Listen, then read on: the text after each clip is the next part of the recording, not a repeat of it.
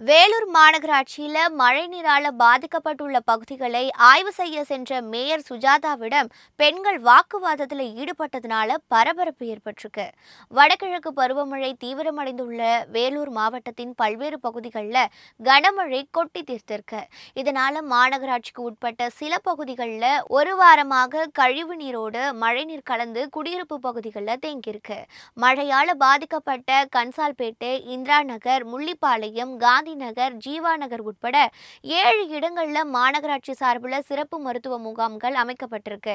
இந்த முகாம்களை வேலூர் மாவட்ட ஆட்சித்தலைவர் சுப்புலட்சுமி, மாநகர ஆணையர் லட்சுமணன், மேயர் சுஜாதா ஆகியோர் ஆய்வு செஞ்சிருக்காங்க. மழை நீரால பாதிக்கப்பட்ட மக்களை ஆட்சித்தலைவர் விசாரிச்சு குறைகளை கேட்டாங்க. அப்போது உடன் சென்ற மேயரிடம் இந்திரா நகர் பெண்கள் சிலர் வாக்குவாதத்தில் ஈடுபட்டிருக்காங்க. ஓட்டு கேட்டு மட்டும் வரீங்க, மழை பாதிப்பின் போது வருவதில்லைனோ, நீங்கள் கொடுக்கும் உணவில் கூட பாகுபாடு பார்க்குறீங்கன்னு பெண்கள் குற்றம் சாட்டியிருக்காங்க. இதனால அங்க சிறிது நேரம் பரபரப்பும் நிலவிருக்கு.